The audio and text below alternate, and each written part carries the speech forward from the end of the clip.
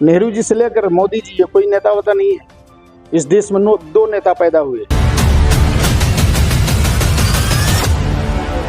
का वो मील है, तो इस मील के जगह पर नई मील स्थापित हो जाए, तब जाकर के फिर यह चनपटिया जवान हो जाएगा। चनपटिया शहर है, ये चनपटिया शहर पर गिद्ध बैठ गया जिस दिन चनपटिया मील बंद हो गया। वास्तव में यह बात है कि अभी हम स्वतंत्र नहीं, हमें गुलाम किसने किया। यदि नहरों का प्लास्टर हो जाता, पक्का नाला बन जाता और नदियों को नहरों से जोड़ दिया जाता, तो फिर यहाँ के किसान आसमान को नहीं देखता और हमारे यहाँ का खेती जुआ नहीं कहा जाता। कांग्रेस के हैं, हम हैं लोजपा जसपा, जो हो उस तरह हम भी एक राष्ट्रीय अध्यक्ष की हैसियत से सदन में चलेंगे और इस धरती के हिस्सा के लिए हम झगड़ा करेंगे। को सुंदर बनाने में वहाँ लाखों फैक्ट्री है और हमारे यहाँ का एक फैक्ट्री है जो सड़मर गया। वेलकम बैक, मैं रईस और आप देख रहे हैं वेब इंडिया न्यूज। अभी विधानसभा चुनाव की सरगर्मियां तेज हो गई है और इसी बीच मैं पश्चिमी चंपारण जिला के अंतर्गत चनपटिया विधानसभा क्षेत्र में उपस्थित हूँ और हमारे साथ लोकतांत्रिक जन स्वराज पार्टी के विधायक प्रत्याशी जी जुड़े हुए हैं, जो अपने पहचान के लिए इस विधानसभा क्षेत्र में मोहताज नहीं है। जी हाँ, मैं विपिन तिवारी जी के बारे में बात कर रहा हूँ। कई ऐसे जो कार्य हैं, जो माइलस्टोन वर्क है, इन्होंने अपने जीवन काल में किया, तो सीधे हम लोग इनसे खास बातचीत करेंगे कि क्या वास्तव में इस चनपटिया विधानसभा क्षेत्र में क्या इनके पास मास्टर प्लान है, क्या इन समस्याओं को लेकर, इन मुद्दों को लेकर यहाँ के प्रतिनिधि ने जनता की वोट ली है, क्या वे समस्या और वे मुद्दे और उन सारे मुद्दों पर काम हुआ कि नहीं। चलिए तो सीधे हम लोग इससे बातचीत करने की प्रयास कर रहे हैं। सर, स्वागत है आपका सर आशा न्यूज चैनल में कि आप अपना मूल्यवान समय निकाल कर हमें दीजिए। सर, मैं चाहूँगा एक छोटा सा पहले परिचय दिए। वेब इंडिया प्रेस को हम हार्दिक अभिनंदन एवं बधाई करते हैं। हम आपको धन्यवाद देते हैं कि आपने हमें अपना बहुमूल्य समय दिया। आपके माध्यम से जनमानस हमारे विचारों को जानेगा, इसके लिए आपको धन्यवाद, बधाई। मैं पंडित विपिन तिवारी, लोकतांत्रिक जन स्वराज पार्टी का राष्ट्रीय अध्यक्ष एवं संस्थापक और पार्टी का प्रत्याशी हूँ। 2025 सामान्य विधानसभा जो चल रहा है, चनपटिया का मैं प्रत्याशी हूँ। अच्छा सर, क्या बिना राजनीतिक में आए जनसेवा नहीं किया जा सकता है क्या? बिना राजनीति में आए जनसेवा किया जा सकता है, हमने किया भी है। हमने आज के 21 वर्ष पहले 2004 में हमारे मन में एक विचार आया कि एक जीव का 5 अवस्था होता है, बाल्यावस्था, कुमारावस्था, युवावस्था, वृद्धावस्था और मृतावस्था। तो 2004 तक सरकार वृद्धा पेंशन के द्वारा समाज को लाभ दिया करता था, लाभ दिलाता था। हमने सोचा कि अंत भला तो सब भला, वो अंत अवस्था के बारे में चिंतन नहीं किया था। फिर हमने सुरक्षित श्मशान और कब्रिस्तान चाहिए का एक बुलंद नारा दिया। उसमें हमने 5 सूत्री मांग बनाया कि भारतवर्ष के समस्त शमशान और कब्रिस्तान की भूमि को सरकारी मान्यता दी जाए, अतिक्रमण से मुक्त कराई जाए, चारदीवारी कराकर सुरक्षित किया जाए, लावारिसों के कुल धर्म के अनुसार अंतिम संस्कार की व्यवस्था की जाए, गरीबी रेखा के अंतर्गत गुजर बसर करने वाले परिवार को अंतिम संस्कार के लिए 10,000 रुपये अनुदानित राशि दी जाए। और वो आज हमने आपको प्रखंड से लेकर के, जिला से लेकर के, पटना से लेकर के दिल्ली के जंतर मंतर तक हमने कार्यक्रम किया। फलस्वरूप 2005 में वो नियम लागू हुआ। ग्रामीण रोजगार गारंटी योजना के अंतर्गत शमशान और कब्रिस्तान की घेराबंदी का प्रावधान आया और कबीर अंत्येष्टि योजना से 1500 रुपया गरीबों को मरने पर मिलने लगा, जो 3000 के आसपास गया है। हमने उस समय ही 10,000 मांगे थे, फिर इधर भी हम मार्च में जाकर के 10,000 मांगे हैं। तो ठीक है, बिना राजनीति में काम किया जा सकता है, परंतु जब आप जनहित के लिए चुनावी रण में आएंगे, क्योंकि जब तक आप सदन में नहीं चलेंगे, आप बहस नहीं करेंगे, आप लड़ाई नहीं लड़ेंगे, तब तक ज़्यादा कुछ नहीं होगा, थोड़ा मोड़ा रह जाएगा और आपको निर्दल कहा जाएगा। आपको देखने का नज़रिया ही दूसरा रहेगा, आम जनमानस का भी और प्रशासन का भी। इस पर हमने एक पॉलिटिकल पार्टी बनाई 2019 में, उसका नाम है लोकतांत्रिक जन स्वराज पार्टी। बाल गंगाधर तिलक साहब ने अंग्रेजों से कहा था कि स्वराज हमारा जन्मसिद्ध अधिकार है। उन्हीं की वाणी को, उन्हीं के विचार को हमने पार्टी का रूप दे दिया, क्योंकि भले देश आज़ाद हो गया है, हम अब आज़ादी का बिगुल भले हमको बच गया, हम देख रहे हैं, सुन रहे हैं, लेकिन रियल रूप से हम अभी आज़ाद हैं नहीं, हमारा स्वराज अभी आया नहीं है। इसी पर हमने स्वराज पार्टी बनाया और लोकसभा भी हम लड़े 2019 का, विधानसभा भी चनपटिया लड़े, क्योंकि पार्टी बनाने के बाद चुनाव आयोग का निर्देश होता है कि आप यदि 2 चुनाव नहीं लड़ेंगे तो आपका पार्टी स्वतः समाप्त हो जाएगा। अपने बिहार में अभी 32 रजिस्ट्रेशन रद्द हुए हैं, उसी लिस्ट में हम भी होते तो हमने अपना लड़ा। इस बार हम जो चनपटिया में विधानसभा का जो चुनाव लड़ रहे हैं वो इसलिए लड़ रहे हैं कि यहाँ का सतही समस्या उसी का उसी तरह जस का तस पड़ा हुआ है। ये चनपटिया शहर है, ये चनपटिया शहर पर गिद्ध बैठ गया जिस दिन चनपटिया मिल बंद हो गया। चनपटिया प्रखंड का मेरुदंड समझिए कि रीढ़ की हड्डी वो चनपटिया मिल था, जिसके चलते यहाँ के किसान खुशहाल थे, वो रुपया का वही साधन था।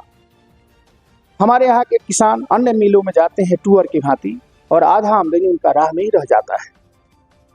तो हमारा यहाँ प्रथम यहाँ जो समस्या है चनपटिया का वो मील है, तो इस मील के जगह पर नई मील स्थापित हो जाए, तब जाकर के फिर यह चनपटिया जवान हो जाएगा। और नहरों में पानी का अता पता नहीं है, हमको आसमान देखना पड़ रहा है, जबकि हमारे बगल में नारायणी नदी का पानी लवारिस की तरह गंगा जी में चला जा रहा है। हमारे सिर का पानी हमारे मुंह को नहीं मिलता है। यूपी का सारा नहर पक्का है और यहाँ का सारा नहर कच्चा है।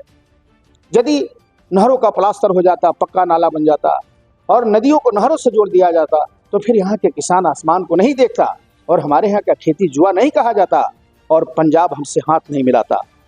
तो हमारा यह सपना है इस धरती पर जन्म लेने का कि यदि आवाम का आशीर्वाद हमें प्राप्त हुआ तो इस मील के जगह पर नया चीनी मिल और नहरों में पानी दुरुस्त व्यवस्था कराएंगे। इसके लिए हम मुख्यमंत्री से झगड़ा करेंगे। हमें पूरा पता है कि राजनीति में बिना झगड़ा किए कुछ नहीं मिलता है और हिस्सेदार को ही हिस्सा मिलता है, बटुयादार को कुछ नहीं मिलता है। संयोग की बात है, हमारे इस चनपटिया की धरती पर अभी तक जो भी प्रत्याशी आए वो किसी न किसी पार्टी के टिकटार्थी होते हैं और टिकटार्थी को राजनीति की भाषा में बटुयादार कहा जाता है। और बटुयादार कितना हो मजबूत होगा तो वो रसीद नहीं कटाएगा, तो कमाए खाएगा और मालिक को पहुंचाएगा। और दुबराइले पटीदार हुई हिस्सेदार हुई जौन पटीदार कहल जाला, वो अपन हिस्सा लेके छोड़ी। तो सदन में हम चलेंगे तो जदयू के भी राष्ट्रीय अध्यक्ष हैं तो अपने को मालिक हैं, आरजेडी के भी जो अध्यक्ष हैं मालिक हैं, कांग्रेस के हैं, हम हैं लोजपा जसपा जो हो, उस तरह हम भी एक राष्ट्रीय अध्यक्ष की हैसियत से सदन में चलेंगे और इस धरती के हिस्सा के लिए हम झगड़ा करेंगे। हम यहाँ से जाएंगे पटना तो इस धरती के समस्या का लिस्ट लेकर जाएंगे और वहाँ सदन में झगड़ा करेंगे। राजनीति का स्वभाव है, नेता जहाँ रहता है वही काम करता है। मोदी जी का सारा जीवन बीत गया गुजरात को सुंदर बनाने में, वहाँ लाखों फैक्ट्री है और हमारे यहाँ का एक फैक्ट्री है जो सड़मर गया। वो इसके पहले रामनगर भी आए थे, मोतिहारी आए थे और उन्होंने कहा था कि अगली बार आऊँगा तो इस चीनी मिल के चीनी का चाय पीऊँगा। एक देश का प्रधानमंत्री आम आवाम से झूठ बोलता है।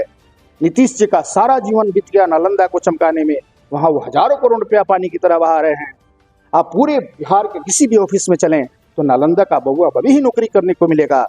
आप उदयपुर जंगल का गार्ड से लेकर के ठोरी जंगल के गार्ड तक चलेंगे, पता करेंगे तो नालंदा का ही वो बच्चा है या वो गार्ड है। यह हाल है। रामविलास पासवान जी हाजीपुर से सैकड़ों बच्चों को कुमारबाग स्टील प्लांट पे भर दिए। लालू जी छपरा में रेल कारखाना लाए, अहिंटोली तो पूरे बिहार में था, तो हर जगह क्यों नहीं ले गए? यही राजनीति का स्वभाव है कि नेता जहाँ रहता है वह काम करता है, अन्य जगह बात करता है। आपने वाक्यों में यह बात कही कि अभी हम स्वतंत्र नहीं, हमें गुलाम किसने किया है? वो आज आप समझ रहे हैं ना कि हम स्वतंत्र भारत में हैं। आज भी समझिए कि वो जो प्रथा पहले की थी आज भी परोक्ष रूप से वही चल रहा है। तो सर क्योंकि हमारे यहाँ नेता नहीं है, अधीन किसके है आखिर में? हमारे यहाँ लीडर की कमी है। हमारे यहाँ 2 प्रकार के लोग जन्म लेते हैं, एक वोटर एक झंडीला। प्रधानमंत्री जी स्वयं यह बोलते हैं कि तो विश्व गुरु है और उनके जो मुख्य जो भारत विश्व गुरु है और उनके जो कार्यकर्ता है और सोशल मीडिया के माध्यम से हम भी देखते हैं कि प्रधानमंत्री जी के बात पूरी दुनिया सुनता है। अब सुना जाए, नेहरू जी से लेकर मोदी जी, ये कोई नेता होता नहीं है। इस देश में 2 नेता पैदा हुए। पहले नेता का नाम था बाबा साहब भीमराव अम्बेडकर और दूसरे नेता का नाम था राम मनोहर लोहिया जी। तीसरा कोई नेता अभी पैदा नहीं हुआ है। उन्हीं लोगों के विचार पर, उन्हीं लोगों के बनाए रास्ते पर ये सभी लोग चलते हैं। अपने को जिसको जो अपना कहना है कहे सुने। और हमारी ये चंपारण की मिट्टी जो अंग्रेजों को 7 समुद्र पार भगाया, यह मिट्टी आज सोई पड़ी हुई है। यहीं से गांधी जी बापू कहलाए, तो उनका गुजरात तो यहाँ से लाख गुना आगे चला गया। और यह क्यों जमीन पर पड़ा हुआ है? यह ऐसा इसलिए हुआ, यहाँ कोई लीडर पैदा नहीं हुआ, और जब तक कोई यहाँ लीडर नहीं पैदा होगा, सदन में जाकर के इस धरती का हिस्सा नहीं लेगा, तब तक इस धरती पर कुछ नहीं होना है। सर, एक तरफ एनडीए है और इंडिया महागठबंधन, और छोटे मोटे कई सारे ऐसे पार्टियां भी हैं, बीएसपी भी है, और दूसरी तरफ लोकतांत्रिक जन स्वराज पार्टी। क्या लगता है, ये लड़ाई इतनी आसानी होगी या बड़ी बड़े सुरमाओं का सामना करना पड़ेगा? लड़ाई तो आसान होता नहीं है। एक जमाना था कि 50 बरस लगा जनसंघ को, जिसको दियरी छाप कहते हैं, उसका खाता नहीं खुला। 50 वर्षों के बाद तब जाकर के यह भाजपा बनी, और इसका 2 से लेकर के आज वहां तक संख्या पहुंची है। यह सृजन कार्य है, हमने पार्टी बनाया है। यहाँ कोई बेचैनी नहीं है। हम जनमानस को उसकी सेवा के लिए अपना रूप दिखा रहे हैं, अपनी बात कह रहे हैं, अपना विचार रख रहे हैं। जनमानस को अच्छा लगेगा, हमको माला पहनाएगा, हम उसका काम करेंगे। इस विधानसभा में आपको किससे लड़ाई? यहाँ हमको किसी से लड़ाई नहीं है, सब 2 नंबर की लड़ाई लड़ रहा है। हम एक हैं, आम जनमानस का, सभी जाति धर्मों का हमको स्नेह और आशीर्वाद प्राप्त हो रहा है। हमसे किसी की लड़ाई नहीं है, अपना 2 नंबर की लड़ाई सब लोग लड़ रहा है। ऐसे तो आपको कभी फील हुआ होगा कि भाई हाँ, यह एक ऐसे प्रत्याशी है जिनसे लगता है कि मुझे हाँ इस चुनावी रणभूमि में थोड़ी बहुत आशंकाएं हैं? नहीं, कुछ नहीं है। हम घूमते हैं, किसी के विचार से आम जनमानस कुछ नहीं है। सब लोग अपने को ठगा महसूस कर रहा है, इसलिए हमको किसी से लड़ाई नहीं है। एनडीए का यह नारा है 2025 फिर से नीतीश। अब देखा जाए, आम जनमानस के हाथ में है, आम जनमानस किसको क्या करेगा। एनडीए का सर यह नारा है, यह सब जेडीयू का नारा है कि 2025 फिर से नीतीश। चूंकि आचार संहिता लागू होने से पहले भी ये लोग अपने बैनर पे यह बात स्वयं यह लिख कर पूरे बिहार में, तो बैनर का काम है, पार्टी का काम है, वो अपना अगुवाई तो बोलेगा है कि हम ही आगे हैं, ठीक है। लेकिन आम जनमानस के हाथ में होता है, वो किसको बैठाएगा। अब इस तरह की बातों पर हम भरोसा नहीं करते। सर, जितने प्राउड से हम लोग अपने बिहार में कहते हैं कि हम बिहारी हैं, यही प्राउड बाहर क्यों नहीं होता है फील कहने में? तो आप बताएं, राष्ट्रीय स्तर का लीडर आपकी धरती पर पैदा हुआ है पूरे बिहार में? हम पिछलग्गू हैं। आपकी यहाँ जो भी छोटी छोटी पार्टियां हैं, वो जाकर के किसी न किसी महागठबंधन का अगर पीछा किया है, अगर कांग्रेस के साथ में लालू जी हैं, कम्युनिस्ट जी हैं, वगैरह वगैरह जो भी हैं, तो उसके पिछलग्गू हैं। मालिक तो वही है, बड़ा पार्टी वही है, वो यहाँ का है नहीं। भारतीय जनता पार्टी है, उसके जो भी पिछलग्गू हैं, वो नीतीश जी हों, चिराग जी हों, मांझी जी हों, जो भी हो, उसके पिछलग्गू हैं। वो यहाँ का है नहीं। वो जहाँ का है वहाँ तो लाखों फैक्ट्रियाँ हैं। अगर आपका यह बिहार पिछड़ा हुआ है, तो यहाँ इसीलिए पिछड़ा हुआ है कि अभी हमारा जो भी पार्टी है वो सब पिछलग्गू पार्टियाँ हैं। यहाँ जब तक अगुवाई का भाव नहीं आएगा, आम जनमानस उस तरह नहीं बनाएगा, तब तक अगुवाई नहीं आएगा, तो फिर हम पछुआ ही रहेंगे। अच्छा सर, ये इस चुनाव में आप कितने सीटों पर आप प्रत्याशी? हम अभी अकेले, क्योंकि हम एक सामान्य परिवार में जन्मे हुए हैं। हम कोई मंत्री का औलाद नहीं है, स्टेट के घर में। विचारधारा सर क्या आपकी है? हमारा विचारधारा है, जनमानस के हित की विचारधारा है। सभी जाति वर्ग धर्म के लिए हमारे पास मानवता का विचार। लेकिन सर, इस बिहार में कि चाहे कोई भी है चुनाव, यह कास्टिज्म जिसको हम लोग जातिवाद कहते हैं, बहुत बड़ा फैक्टर इसको माना जाता है, और इसी बेस पर हमारे यहाँ पार्टियां अपने अपने टिकट को बांट। ठीक है, उसको व्यापार करना है ना, तो उसका व्यापार जैसे सूट करे। जैसे जनरल स्टोर्स है, तो उसमें सभी प्रकार का सामग्री बिकता है, जिसको जो चाहिए वो खरीदता है। ठीक उसी प्रकार से जाति और धर्म का 2 पार्ट बना करके आम जनमानस को ठगा जा रहा है।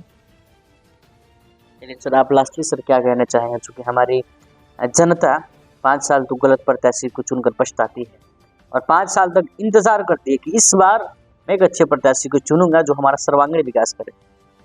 हम आपके चैनल के माध्यम से आम जनमानस को भरोसा दिलाते हैं कि आम जनमानस का आशीर्वाद यदि पंडित बिपिन तिवारी को मिला, लोकतांत्रिक जन स्वराज पार्टी को मिला, कैरम बोर्ड छाप पर अगर बटन दबा, हम विजय श्री पाए, तो चनपटिया की माटी सदन में इतिहास रचेगा।